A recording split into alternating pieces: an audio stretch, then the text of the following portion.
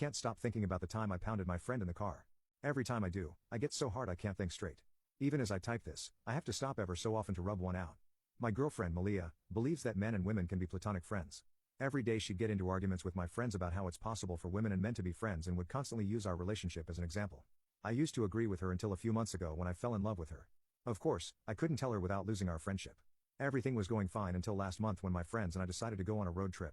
My friend's minivan was a 5-seater and there were 6 of us. Obviously, none of us wanted to sit on another dude's lap, so everyone argued for Malia to do it. Eventually, she gave in, but on the condition that she sat in my lap.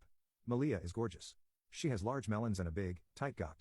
Our friends would constantly hit on her, and it was due to that she wanted to sit on me. I sat in the far back and this also gave Malia chances to stretch in the empty space beside us.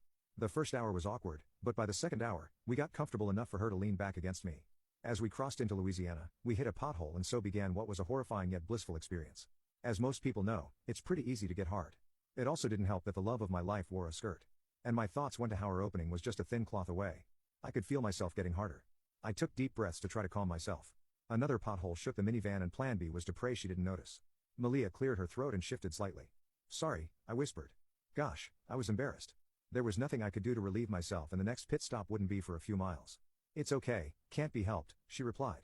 I closed my eyes and just hoped it would go away. But it was like an onslaught of potholes and crappy roads and a jolt of pleasure that caused me to instinctively grab her hips. Each rumble and bump that tossed her slightly in the air and back on my pickle drove me insane. I wanted so desperately for my meat to accidentally slip out of my shorts and right into her cat.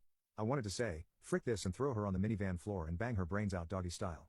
As I felt myself slowly reaching climax, I wrapped my arms around her waist and buried my face in her.